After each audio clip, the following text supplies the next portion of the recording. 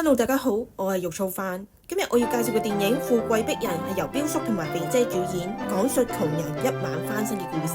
主角彪叔、彪嫂同埋3個女大弟、來弟同招弟住喺公共屋邨，一家人嘅生活拮據，但係佢哋深信先敬羅衣後敬人嘅道理，所以對於衣着打扮上邊，佢哋從來都唔會吝嗇。有一日，彪叔一家人搭地鐵去參加親戚嘅婚禮，車上邊人多擠迫，夾變咗彪叔同埋彪嫂，來弟仲俾人非禮。彪叔一家人幾經辛苦，終於嚟到咗婚宴，佢哋俾主人家無視，新郎同埋新娘已經同所有人合照，就係刻意遺留咗彪叔一家人。喺用餐嘅時間，同台嘅親戚喺呢個時候當作飯台係自己嘅舞台一樣大秀一番。間別墅裝修咗幾多錢啊？幾多錢啊？200零萬啫，你哋仲住喺市區啲政府樓啊？係嘛？係啊。因為家境貧窮，彪叔一家人受盡白眼。彪叔任職新聞報道員，因為工作頻頻出錯而遭到燉冬菇。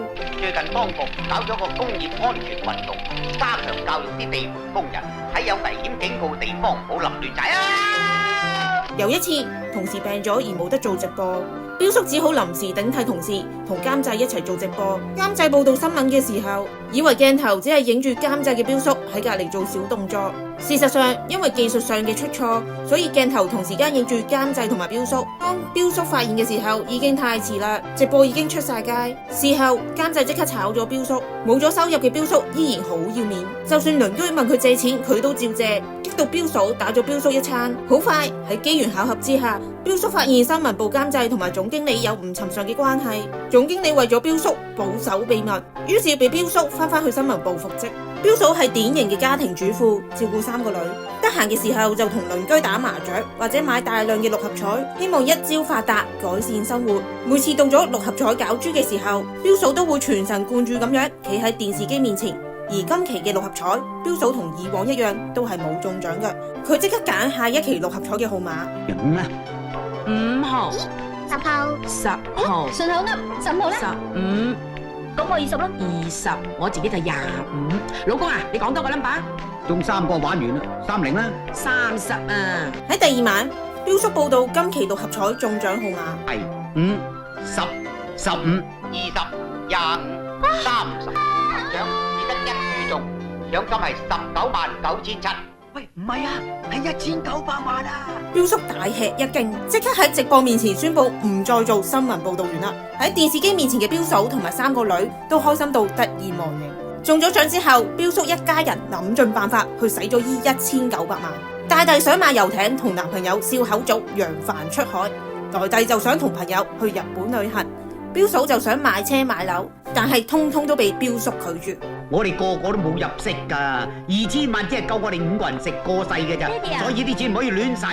彪叔嘅細佬人稱六叔，啱啱喺馬尼拉返嚟香港，佢誠意邀請彪叔一家人同埋其他親戚嚟到佢屋企食飯。同上次婚宴一樣，親戚都係睇唔起彪叔一家，嫌佢哋好窮。彪嫂終於忍唔住講出佢哋中咗2000萬，但係彪叔怕俾人標心，即刻解釋彪嫂唔係中獎而係中風，所以有啲語無倫次。彪叔邀請六叔喺第2日去佢屋企作客，事實上係想整蠱六叔，因為彪叔從細就俾六叔整蠱，一直都懷恨在心，所以想藉呢個機會報仇。佢私底下命令大弟嘅男朋友笑口組，如果想追大弟，就要聽佢嘅話，買一個奶油蛋糕。一見到六叔就兜口兜面將蛋糕塞到佢塊面嗰度。到咗第2日，六叔上咗彪叔屋企，佢第一時間同大家宣布一個壞消息，佢患上咗腳癌，時日無多。彪叔一家人聽到之後好傷心，彪叔亦都因為咁樣放低以往嘅仇恨，原諒咗六叔。就喺大家悲痛欲絕之際，笑口組敲門，六叔去開門，笑口組即刻將蛋糕塞到佢塊面嗰度。其實彪叔同埋彪嫂一直都好唔滿意笑口組，因為覺得佢係色情狂同埋露體狂。係，叔台呢度有電話，去邊？唔該。呢啲咁嘅後生仔啊，睇死佢唔會有出息㗎。係咪上咗嚟咗啫？係啊，去咗廁所啊。我錯，你睇呢啲朋友啊，幾咁收家。我聲好大。冇奶奶鏈啊！哦，咩啊？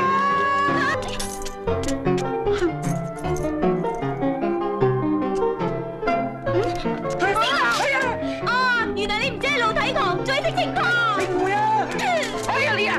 笑口組被彪叔一家人嫌棄而懷恨在心，於是同朋友用絲襪包住個頭一齊綁架招娣，打算向彪叔勒索1900萬贖金。陸叔喺恒豐銀行做咗10幾年，可以幫彪叔以低利息去買車買樓。彪叔怕買完車同埋樓之後錢好快用完，陸叔於是提議彪叔將錢存到自己嘅銀行，因為身為銀行職員嘅佢可以獲得高達18厘存款嘅利息。彪叔於是照做，點知恒豐銀行冇幾耐之後就倒閉，嗰1900萬咁就冇咗啦。就喺呢個時候，彪叔收到嚟自笑口組嘅綁架電話，要佢交出1900萬贖金先會放走招娣。笑口組喺通話嘅全程都用變聲器，所以彪叔認唔出佢把聲。彪叔實在冇任何嘅辦法攞咁多錢出嚟，綁匪唯有將贖金大大降低至50萬，然後命令彪叔喺指定嘅時間搭火車，喺一條公路見到招娣之後就將錢掟出去。彪叔照做，但係綁匪收咗錢之後就冇打算放人。笑口組見同黨唔認賬，佢良心發現，即刻打電話俾彪叔，話俾佢聽去馬鞍山石礦場救招娣。當綁匪揸車嚟到馬鞍山石礦場嘅時候，笑口組趁機會放走招娣，並且極力阻止同黨去捉招娣。途中笑口組被同黨打暈，彪叔同埋陸叔嚟到咗現場，陸叔同埋匪徒嚟咗場激烈嘅打鬥，最終匪徒被打敗，警察亦都趕到現場將匪徒拘捕。雖然招娣一早就知道笑口組有份綁架佢，但係見笑口組後嚟都有救佢，所以同警察澄清笑口組係好人，笑口組先冇被拘捕。彪叔一家人即刻對笑口組360度改觀。嚟到咗招娣嘅生日，陸叔趁機會將蛋糕塞向笑口組塊面嗰度，以作報復。彪叔喺呢個時候同大家宣布佢懷孕啦，大家都好開心。